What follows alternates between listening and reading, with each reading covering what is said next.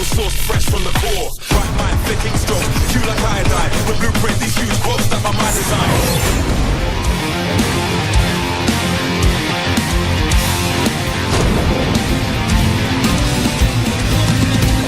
Oh, starting to the top right, up against the proxy build. We have the Terran player for FXOpen. It is FXOSC. He's not counter rushing the lemons, by the way, the pros. Here's SC, has roughly a 50% win ratio in this matchup. With better to the bottom left, we have his opponent. It is Soul Deer. So he's probably going to be expecting a CC first, which is why he puts his probe out there. He's going to go 10 gate, and then no, it's the 11th probe. So gateway on 11. So that's still a pretty quick gate. He just wants to rush out the Stalker and the Mothership Core, oftentimes the Zealot as well. You know, that's the last thing that I expected, to be quite honest with you. We have Barracks into gas for SC, no Scout on the other hand on the map just yet, and I did so not expect such an aggressive proxy build by you. It's exciting though to see this type of strategy unfold, especially against someone who goes for gas, because they're going to scout right away. Something is up, but their Reaper is not going to be very adequate at defending it. I really want to see how this is going to work out for him. I mean, this is a little bit insane. This is absolutely not what I expected from Dia. Dia is a great player, especially when it comes to the late game against Terran. He has such a good unit control, but in this particular game, he wants to end it fast. He's up against the second Terran, and that's his best matchup. Zealot before Core, so he really wants to send that out to do damage. He's really expecting a CC first on this map. And the SCV is already on the way to the bottom left. Of course, not scouting the base up there. And the Core is actually made in the main base, so this works out with the Zealot. Because normally if you want to rush out that Stalker really fast, you make the Core here, but in this case, he also, if he loses his pound, will have still power. Interesting waypoint here for the Reaper, and a second Zealot has been started. The Reapers can dance circles around those. So that is also going to be quite interesting. If he scouts that early, then he can do damage with the Reaper before there's even a Stalker in the game. He's going to start a CC here. Oh, he sees it. Yep. He needs to pay attention. And actually, now the Reaper is not going to be able to kill this Zealot, most likely. Command Center will be significantly delayed. Starts a bunker. That does not really look good for Dia. I think he should just walk up the ramp and start picking away at the bunker a little bit. At least try He has to. He cannot allow him to get that wall, but, like, what can he do? I mean, he could try to kill the SV on the outside, then run away with the shields until the Stalker comes out. He may just abandon the plan entirely, I suppose, and start a Nexus, but this plan really didn't come to fruition here. This is one of those situations where you can just sum it up with like, ah. Yeah, that, no. Nope. Well, CC is a third of the way done here. That's the shame. I look at the game and like, okay, that didn't work out. What now? Well, what's plan B? He needs to come up with something now, because just rushing in there is not going to work. I mean, no lemons, no win. He could go for the lemons. It's all about the lemons of food, man. Yeah. But in this situation, I mean, with the map control that SC will soon have, I feel he should be the one to go for the lemons. Not the watermelons. No, the real Not the lime. No, the lemon. Get those minerals. The lemon, not the grapes. The juicy lemons in the middle of the map. There comes the expansion. Kind of the only thing that he can do here. But yeah, he's eventually going to lose that gateway to the top left or to the center top, and of course also the pylon there. The Reaper is still going into the main base and can now scout what's going on here and take down a couple of probes as well. The first one is already gone. That Stalker is of course trying to just chase it away, but he's probably going to lose another one before that happens. Or at least probably off the mineral line. He lost another one, as you said. Did actually lose 5 minerals too in the probe's mouth. Whatever you want to call the thing that the probe holds it with. It's kind of like a mouth. Actually, good point. What is that? I don't know. I guess it's maybe just the taser thingies that they use. The particle beam. I don't know. Maybe it's holding the beam. Whatever it is. Yeah, he was holding them and they're dead now. Well, right now we have the expansion of SC still not on the low ground. The expansion of Dia, of course, has not only been started, but is soon going to be completed. And right now, Dia is not looking as bad as we thought. Right now, we still have the Terran player playing a little bit defensive, but he could take down that gate. We can take down the pylon later on. He can soon move out. And for Dia, he's just absolutely ignoring what didn't work in this game. He's just continuing with plan B. And that is Twilight. Dark Shrine will probably follow this, and he's going to try to do some damage to get some control with that. But Gumiho, he's shown in the past he's very good against DTs, very rarely dies to them. He doesn't have any detection just yet, but he'll probably save scans coming up soon just in case. And he does have the engineering bay just now completed, so he can make a turret as he moves down the ramp. Very likely that we'll see that. Gumiho is nearly as good against DTs as yeah, I'm sorry. That is, I mean, here comes the time warp, trying to move that in, but at this point the mothership core is already gone, and those gateway units will actually just suffer the same fate. I don't think that they have a chance of getting away here. He's taking down the sentry as well. That's exactly what we talked about earlier. He cannot save this. The pylon going down, too many units already lost, and this is where SC takes significantly in the game. Yeah, he has control now of his natural, and he's killed some of the production. He's just, at this point, SC has this this dominance about him, of course, where he has control of the map. He has everything he needs at home. The tech coming up the stem, the +1 is already halfway done. He's still missing a turret though, and that could give him some trouble when Deer sends those DTs around. He doesn't have a forward pylon yet though, that's another thing to consider. So it's going to be a lot harder for him to send the DTs across the map. Probe is hiding on the right side though, starts a pylon. Here comes the drop, moving in right now. So far I didn't see it, now he sees it, and here come the Marines starting to do their damage, moving in immediately, picking up a few of the probes. He can always move back. A second force moves in at the natural. Yeah. And there's no defense. He saw that really late. The probes are once again being picked off, and things are just not looking good for the Protoss player. He didn't have enough energy on his mothership core to use the overcharge. He's losing so much here. Down to 36 probes now against 38 SCVs. When you're down in workers as a Protoss player, that's horrible. He's even losing some of his expensive units in the main base. The sentry goes down. He lost the DT as well. He warped one in as a defensive measure, but immediately was scanned and then taken out. Right now, we still have the supply advantage for the Terran player here, trying to do some damage. Stim still not done.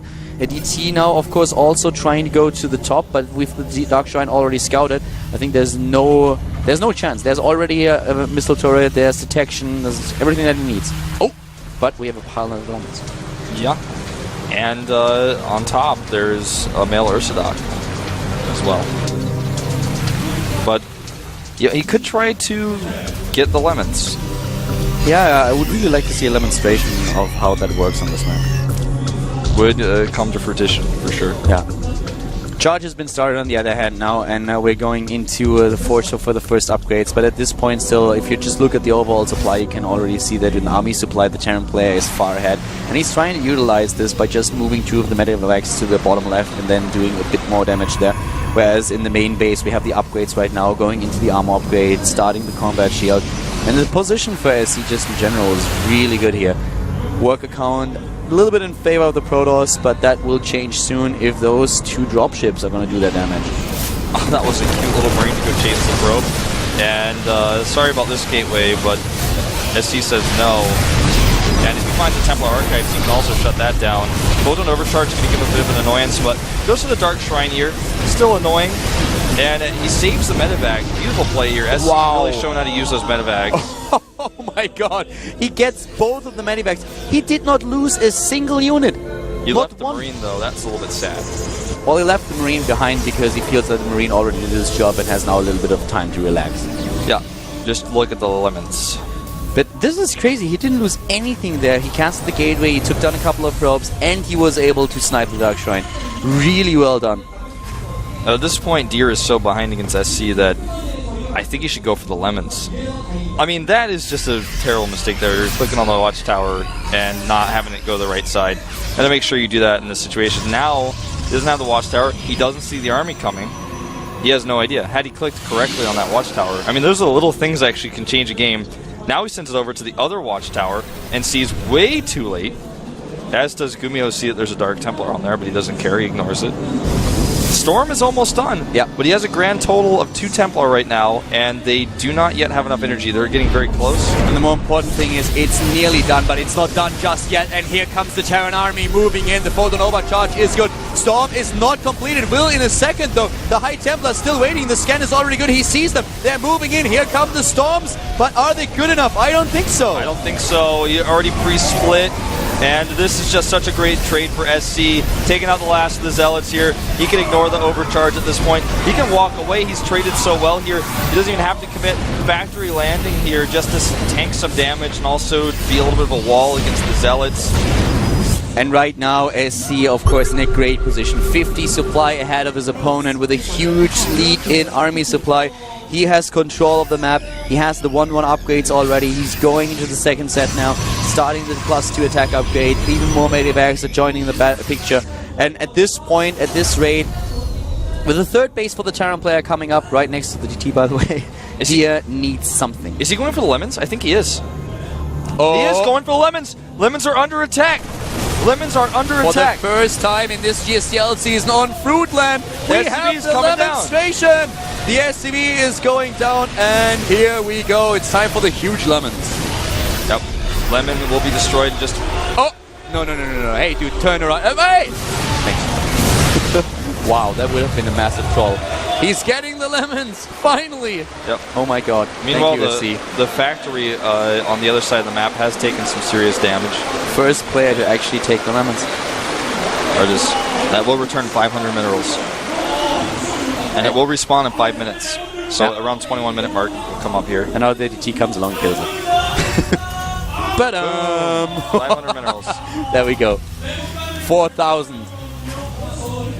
Over 9,000. Not yet. If you get all the lemons at the same time, you could actually do that. You could go over 9,000, I feel like. You know, it looks like he's going for the other lemon over here. Of course, why wouldn't he? He has map control. Finally, a player is utilizing this map.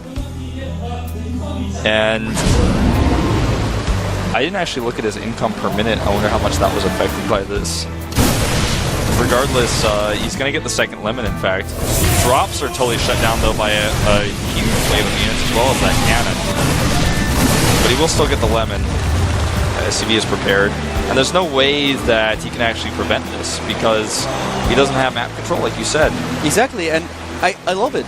I mean, we've seen a couple of games already on this map, and in my opinion, if you have the map control, there's no reason to not get the lemons. It just gives you such an edge. And of course, you should not spend too much time doing it, but if you already have the map control and you are going for a third base, you don't have anything better to do, why not? Yeah. Here he's getting it again, he's getting another 500 minerals, and that is just a ton of income that you have, taking down pylons everywhere. And at the same time, Dia is moving out now, but he's still way behind in army supply. Yeah, way behind indeed. 3,000 minerals per minute with those lemon slices, by the way. Spike there, of course, with the mules. And this little move out, not going to get anything done. Zealots here actually going to try to hide. Deer just has such a tiny army compared to SC's. 5 ghosts on the way. Mobius reactor soon to finish. SC is just trying to get farther ahead in the game. He knows he already has a lead, so he takes the lemons, he takes the map control, he has the third base, and now he will make sure that the third base of Dia has never really come into play. That's kind of what he has to do. Against the High Templars, engaging here, not quite sure if he will actually be able to make that work, but he can just draw his opponent's attention to the right side and then maybe even just go for the natural or drop in the main base. This attack here... I don't know about that. He's got to be careful. There's so many high templars. He sends the ghosts first, but great micro here by Deer. Yeah. Just waiting until the ghosts are out of the way. Well, the EMPs are actually really good. The first one that he shot in there, but he needs to take care of those High Templars. That's the more important part. Cannot go down that ramp against SC's army. Yeah. Okay, gets some feedback on the ghost, but he's running out of Templar energy here. He's got to be careful and split those. Oh, the EMP would actually... EMP hits 2 of them. Another immediate snipe, and now there are no High Templars left. Yep, none left. He has a lot of DPS here, though. A lot of the units so packed together, the Zealots are not able to close distance. He needs Archons. Here come the Archons. It's way too late already. Way too late here. Yeah, 70 supply down. Another good storm, a second great one. That's exactly what he needs. That's exactly what he needs. He needs a few more Zealots as well to try to finish this off. Yeah, we have the Bioforces streaming in, though. A constant stream of units down to the bottom of the map, and even with the photon overcharge, it doesn't look like he will be able to make it work. GG! And SC, he wins the game. Look at that. Well, if I were him, I would sit down and take a nice sip of lemonade. Really well done. And Dia, no lemons, no win. When life gives you lemons, add 4 barracks and continue Marauder production. That was a well-played game by SC. The Lemon's actually really giving him a massive boost in his production. And that's not even a joke. You could see that his supply went from like 150 to 200 so quickly after he had those Lemons. That's 10 Marauders there that you can get with that money. You know, SC actually in this game, really, really strong. If you just look at stats and think about how Dia played in the past, I did not expect to do this well, but given, I mean, this performance was really, really good. And that is exactly, you know, we saw a couple of different phases of Escina last season. We saw Escina that got the all kill, and then in a couple of the matches he didn't look all too strong and he struggled a little bit. Right now he seems to be like in decent shape. And as a Soul coach, you have to ask yourself right now, okay, a Terran player is starting to get a couple of wins here and proved himself to be strong against Protoss, at least against Trap. But it was also his map choice. Do you send out Trap? Because Trap is like the TVP specialist. He's even better than Dia in this matchup. But do you send out a second Protoss player? I think actually in this case, yes, because who would they send out instead? They do have Huang Xin here in the booth. He's also, or in the studio, he's also a Protoss player though. And I don't think he's as good, especially when it comes to having booth experience and pro gaming experience here in Korea. I think you have to use Trap still and then use Hiva later. That seems to be the line of things. Because, well, I mean, who else are you going to send? It just doesn't seem like there's anybody else there. You don't want to send Youngjun again in this situation. I don't think when you're 0-2. No. I think as a players today, we're going to see Trap and we're going to see Hiva. Yeah. The question is just the order. Usually we see Hiva last. You could actually just move Hiva to play third and then Trap later. Could do that if you don't want to send out a second Protoss. But with the matchup, with the record that he has, I feel that it just, it has to be, yeah, there we go. All right, well, Trap has already been called out here, and makes sense. It really does. I mean, he's a player who has a lot of experience in this matchup. They probably plan to use him anyways. The only reason why you would not send him out right now is because you don't want your opponent to play two Protoss players back-to-back. That's the only reason why you would not use Trap. And SC still seems a little bit excited about that last game. Whirlwind is the map that Trap has chosen, so he wants to play the late game against SC here.